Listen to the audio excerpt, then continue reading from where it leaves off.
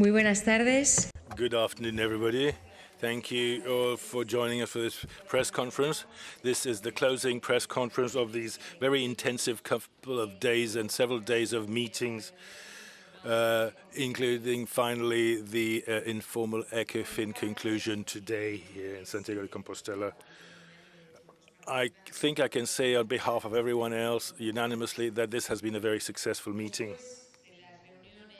After the important and substantive meetings, which were very productive with our colleagues and partners from Latin America and the Caribbean yesterday, we today were meeting in the European format, ministers and central bank governors and supervisors from the financial sector to have a very constructive exchange and productive debates.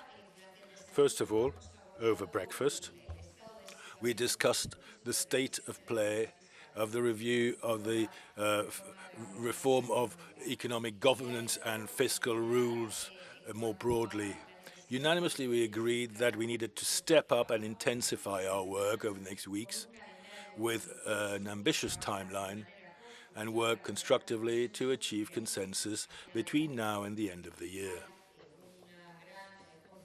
There's a great deal of commitment around the table that we will all do our bit to help get this agreement before the end of the year. As I said, new rules that will apply in 2024 from the start of 2024. And as I said to some of you as well beforehand this morning, we were highlighting the technical work that's already been carried out over the last few weeks, thanks to which progress has been made. About 70% of the text of the new regulation is now pretty much agreed. Outside of the core group of questions, we've closed pretty much most of what we need for consensus to be achievable over the next few weeks. But for an ambitious timeline to be held, we need to step up to the next phase of negotiation at a political level and consensus building. Today we had an initial exchange on that path, and clearly there are two fundamental aspects to this consensus building.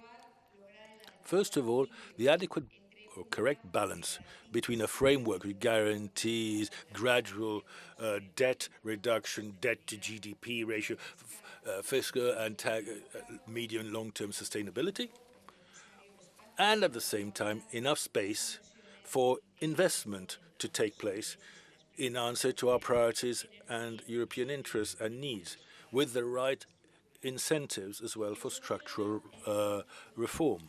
And the second element is within this framework, we have to take into account the specific needs of all countries and guarantee common rules that are complied, credible, and a level playing field, equal treatment for all. It was a very fruitful debate, as I said, and therefore I think over the next few weeks we should be able to be making progress at the various appropriate levels to start getting this consensus perhaps on the table for the October ECOFIN, and then really wrap up everything, get the negotiations done and everything wrapped up by the end of the year with the rules ready. Now, that debate on economic governance is tied into two other points, which we also discussed today during the formal part of the morning's meeting. On one hand, fiscal and monetary policy, and on the other hand, strategic autonomy for Europe and security for Europe. These questions were all discussed with the governors of the central bank countries there, the central bank of all the EU countries represented. With regard to the first part, the policy mix of different economic policies, the debate we held came to the conclusion that coordination of our policies worked very well in responding to the needs of the pandemic through good cooperation and the needs of our economies being properly taken into account. Coordination needs to continue. It's still fundamental with the challenges in the short, long, and indeed medium-term challenges we face now. We want to have sustainable growth in Europe at the same time as we need to cut inflation. and challenges arise from what central banks and governments need to do in meeting these targets. Our second session today was focused on protecting European public goods and how to discuss nationally at a European level the financial aspects of strategic autonomy and security. In ECOFIN, I think we can go forward with faith and trust that what we had here in Santiago were really a moment where we had a before and an after, whether with CELAC, where we saw that we collectively have a strong voice and weight that can weigh on international fora and global challenges and decision-making. And these meetings also showed shared commitments between all European partners to continue to build consensus, to have financial stability in a way that ensures fair growth, sustainable growth based on our institutions, based on multilateralism, on multilateral institutions, creating this global safety net, which is also part of the economic and financial security of all of us, and which is also part of geopolitical stability building. Now, a lot of people, being where we are, talked about the pilgrim path of Santiago. And I personally think that meeting here in Santiago de Compostela did bring an extra positive atmosphere, which all appreciated. I'm sure a lot of people will be coming back. Valdis, you're coming back here, aren't you, one day? Anyway, a lot of them have told me that they were going to come back here with their families to see Galicia again and discover more closely this wonderful city. It has been a strong sort of feeling which contributed to a positive view of this beautiful part of Spain, and indeed our beloved country, as well as this wonderful city, which is now better known than ever around Europe and the rest of the world. And with that in mind, I'd like to thank everyone who helped organize this, whether at the ministry, at the Prime Minister's office, at local authority level, the people here in the museum complex, our security people, our backroom people. It was possible to feel safe and secure and to work very well despite the challenges they face with all the protocol and high-ranking visitors. It's worked really well. The delegations played their part. You, as media, have been very diligent in following and covering this faithfully, and I'd like to thank you. I'd also like to thank the citizens of Santiago de Compostela for their warm welcome, which have shown the best face that they could to our foreign visitors. And more than 1,000 people from outside were visiting the city for these 2 days of meeting, and I'm sure they will have been very struck and will want to come back. And without further ado, here's Valdis. Yes, thank you, Nadia, honorable media representatives. Once again, it's a great pleasure to be here in Santiago de Compostela. So thank you, Nadia, for inviting us and for hosting this very well organized event in this beautiful city. And indeed, I know one former member of the Commission who, after the end of the mandate, actually did the pilgrimage. So it's likely that we may come back. As it was outlined, today's discussions in an informal ECOFIN were focused on broader and more fundamental issues that affect the EU's economy. Recent shocks, first COVID-19 pandemic and now Russia's relentless aggression against Ukraine, are increasing the risks of global economic and trade fragmentation. These shocks and geopolitical shifts have also made us to reflect on our longer-term approach. And this has led to reassessment on how to maintain EU's traditional openness while shoring up our economic resilience, how to maintain our standing in a world marketplace and stay competitive, And there on external side, the de-risking through diversification is key, particularly when it comes to making sure of reliable supply chains. And energy and critical raw materials are just two examples. Taking this approach would not only protect the EU's legitimate economic interests, but also guarantee the economic and financial stability in the region and beyond. So this is a context for the EU's economic security strategy. It aims to maximize the benefits of openness while minimizing our strategic vulnerabilities by gaining a deeper and more precise understanding of the risks that we face, and then finding the right tools to address them. However, to be competitive externally, we must also be solid internally, and above all, it means maintaining our macroeconomic stability. It also means creating an environment that allows EU companies to innovate, thrive, and grow, and for people to take part and benefit from that growth. This means responsible fiscal, economic, and financial policies that minimize vulnerability to future shocks, be it internal or external. For the meantime, I would repeat that the focus now should be on maintaining prudent fiscal policies and channeling public expenditure to support green and digital transitions.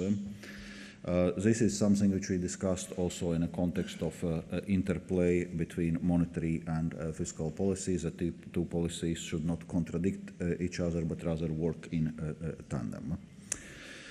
Regarding the economic governance review, indeed we welcome the ambition of Spanish presidency to reach an agreement by the end of the year.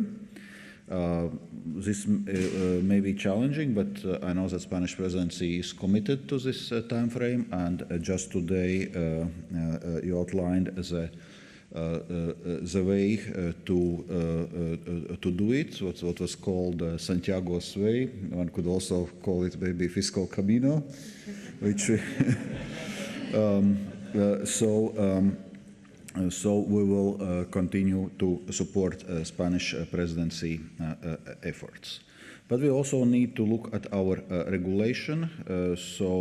We need smooth functioning, open, competitive, and flexible labor and capital markets to ensure that resources are used as productively as possible, and streamlining regulations to keep them fit for purpose and to keep red tape at the minimum is something which will help to achieve us this goal.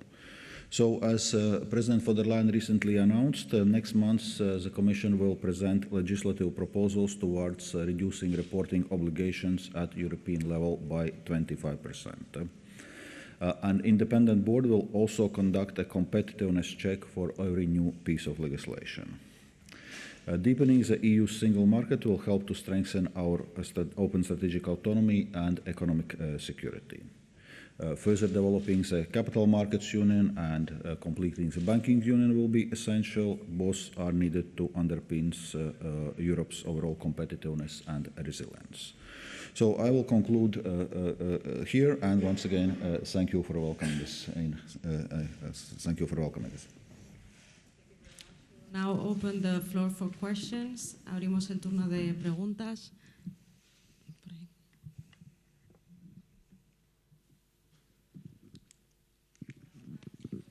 Hola, buenas tardes. From Italy, Kronos Agency. For the Deputy Prime Minister, we heard that Minister Giorgetti for Italy asked that investment for national recovery plans and also things to help Ukraine should be treated in a special way when it comes to deficit calculations. We also understand that this is something Germany is not very keen on. So can you flesh out a bit what the positions are? Is it true that this is what was said on those two respective sides and what everybody else said? Deputy Prime Minister. Well, I don't think it's appropriate for me to speak for other countries' positions. What I can say generally is, as I said before, that there are these two aspects we have to balance. On one hand, we have to be able to be on a sustainable reduction path on the debt-GDP ratio that ensures financial and fiscal stability in the medium to long term, while, on the other hand, being able to invest in line with our priorities and needs, and also to have the right reforms in Europe. And that encapsulates the debate and all the different positions around the table. For instance, the second bit of that equation, how the answers must be specific to each country's needs, while guaranteeing common rules that all comply with, which together protect an equal treatment for all member states, because that's the other big element to bear in mind. And by putting those things together, you basically sum up what was said around the table, and obviously different countries had different expressions and points of view on those different aspects, but all were completely open to moving to political negotiations around that, with a view to seeking consensus. There's a strong commitment to ensuring that we do get this agreement before the end of the year.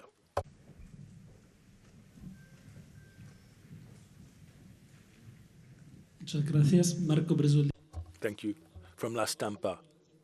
President Dombrovskis, there is the aim to reach an agreement well before the end of the year on the fiscal rules. My question is, regardless the outcome of this negotiation, are you going to assess next DBPs on the basis of the country-specific recommendation, or if the negotiation will go in the right direction, are you going to take into account also the elements of the reform in your assessment in the coming months? Thank you. As regards fiscal guidance for 2024, it is very clear, and those country-specific recommendations had been provided to member states in spring European semester cycle, and also confirmed by the Council in July. So that's the basis of our assessment of draft budgetary plans for 2024. And actually, as you know, it's in a month when Euro area member states should be submitting the draft budgetary plans. Therefore, indeed, the question is that we need to finalize the work on this economic governance review, well, both at Council, but then also on the European Parliament side and trilogue, so that it's all finalized before the European Parliament goes into pre-election recess, and then it can be as a basis for 2024 spring European semester cycle and country-specific recommendations for 2025 budgets. Jorge. Buenos días, buenas tardes. Good afternoon. President, in the context of the economic security discussion, did ministers support or question the Commission's decision to open an investigation into Chinese electric vehicles?